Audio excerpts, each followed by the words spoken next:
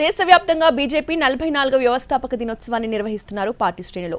Hyderabad BJP కార్యాలయంలో party జెండాను ఎగురవేశారు కిషన్ రెడ్డి. ప్రస్తుతం కిషన్ రెడ్డి మాట్లాడుతున్నారు. లైవ్ లో చూద్దాం. భారతీయ జనతా పార్టీ నినాదం కాదు.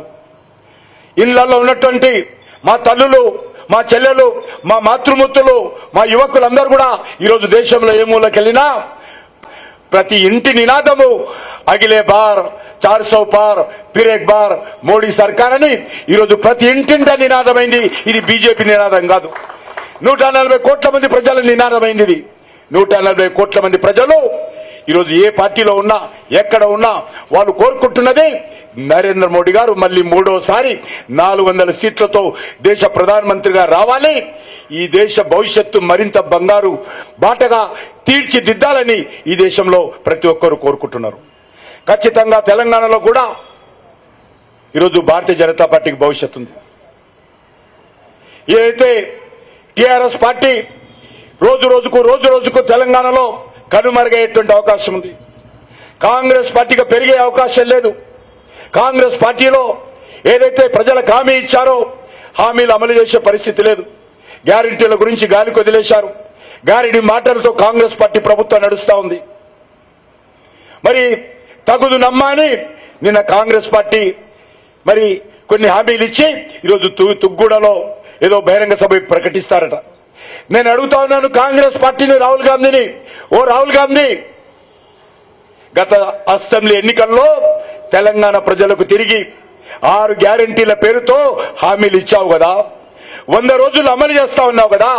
ఈరోజు ఏ ముఖం పెట్టుకొని తెలంగాణ గడ్డ మీదకి వస్తున్నాడో రాహుల్ గాంధీ చెప్పాలి. మీరు ఇచ్చినటువంటి హామీలు ఎన్ని అమలు జరిగాయో చెప్పాలి. హామీలు మాత్రం అమలు జరగలేదు కానీ హామీల గురించి పెద్ద పెద్ద ప్రకటనలు చేస్తా ఉన్నారు, పెద్ద పెద్ద సభలు పెడతా ఉన్నారు, ప్రచారం మాత్రం చేస్తా ఉన్నారు. ఈ ముఖ్యమంత్రికి హామీల అమలు మీద దృష్టి లేదు, పార్టీ ఫిరాయింపుల మీద దృష్టి ఉంది. ఏ రకంగా పార్టీలు ఫిరాయింపు చేసుకోవాలి, ఏ రకంగా మరి ఫిరాయింపుల చట్టాన్ని వైలేట్ చేయాలి, దాని మీద దృష్టి ఉంది తప్ప రేవంత్ రెడ్డికి గత శాసనసభ ఎన్నికల్లో ప్రజలు మీ గ్యారెంటీలను నమ్మి మీకు ఓట్లేసి నిన్ను ముఖ్యమంత్రి చేస్తే ఆ ముఖ్యమంత్రి బాధ్యత ఈ రేవంత్ రెడ్డి గారు నిర్వర్తించడం లేదు. ఈరోజు నేను బహిరంగ సభకు వచ్చే ముందు రాహుల్ గాంధీ ప్రశ్నిస్తున్నాను. తెలంగాణ గడ్డ మీదకి వచ్చేటువంటి ముందు రాహుల్ గాంధీ తెలంగాణ ప్రజలకు జవాబు చెప్పాలి. మీరు ఇచ్చినటువంటి హామీలు ఏమైపోయినాయి? ఈరోజు ఒకటే మనవి చేస్తా ఉన్నాను. తెలంగాణలో టీఆర్ఎస్ పార్టీ అయిపోయింది. తెలంగాణలో కాంగ్రెస్ పార్టీ ఈరోజు పతనం ప్రారంభమైంది. ఇక తెలంగాణ ఆట ఆడేది భారతీయ జనతా పార్టీ మాత్రమే. భారతీయ జనతా పార్టీ ఈ పార్లమెంట్ ఎన్నికల ద్వారా ఆట మొదలు పెడతా ఉంది. వచ్చేటువంటి రోజుల్లో తెలంగాణలో తెలంగాణ ప్రజల కండగా, తెలంగాణ అభివృద్ధికి అండగా భారతీయ జనతా పార్టీ ఉంటుందని మనం చేస్తా ఉన్నాను. మీరు ఎన్ని విష ప్రచారాలు చేసినా, ఎన్ని తప్పుడు ప్రచారాలు చేసినా ఈ కాంగ్రెస్ పార్టీ, ఈ బీఆర్ఎస్ పార్టీ, ఈ రాహుల్ గాంధీ, ఈ యొక్క కేసీఆర్ భారతీయ జనతా పార్టీని ఏం చేయలేరు. ఈరోజు భారతీయ జనతా పార్టీ నరేంద్ర మోడీ గారు ఈరోజు తెలంగాణ ప్రజల గుండెల హృదయాలలో ఉన్నాడు. ఖచ్చితంగా వచ్చే పార్లమెంట్ ఎన్నికల్లో డబుల్ డిజిట్స్ మెజార్టీ స్థానాలు భారతీయ జనతా పార్టీ గెలుస్తుంది. ఈరోజు స్థాపన దివం రోజు మనం చేస్తా ఉన్నాను. తెలంగాణ అభివృద్ధి భారతీయ జనతా పార్టీ మాత్రమే చేయగలుగుతుంది. తెలంగాణ ప్రజల సంక్షేమం భారతీయ జనతా పార్టీ మాత్రమే చేయగలుగుతుంది. తెలంగాణ ప్రజల హక్కులు నరేంద్ర మోడీ గారు మాత్రమే పరిష్కారం చేయగలుగుతారు. కాబట్టి నేను ఈ సందర్భంగా మరొకసారి భారతీయ జనతా పార్టీ కార్యకర్తలకు, తెలంగాణ రాష్ట్ర భారతీయ జనతా పార్టీ తరఫున ఈ స్థాపన దినోత్సవ సందర్భంగా హృదయపూర్వకమైనటువంటి శుభాకాంక్షలు తెలియజేస్తా ఉన్నాను. భారతీయ జనతా పార్టీ అధ్యక్షులైనటువంటి జగత్ ప్రకాష్ నడ్డా గారి తరఫున ఈ దేశానికి సంబంధించినటువంటి ప్రియతమ ప్రధానమంత్రి అయినటువంటి విశ్వ నాయకుడైనటువంటి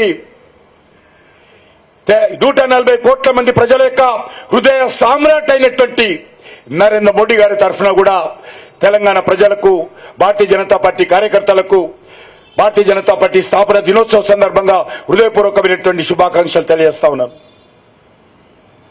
రానున్న రోజుల్లో తెలంగాణ ప్రజలందరూ కూడా భారతీయ జనతా పార్టీకి అండగా నిలబడాల్సిందిగా, భారతీయ జనతా పార్టీకి ఆశీర్వదించాల్సిందిగా, ఏదైతే పార్లమెంట్ ఎన్నికల్లో పోటీ చేస్తున్నారో అభ్యర్థులను ఆశీర్వదించాల్సిందిగా నేను అన్ని వర్గాలను కోరుతా ఉన్నాను.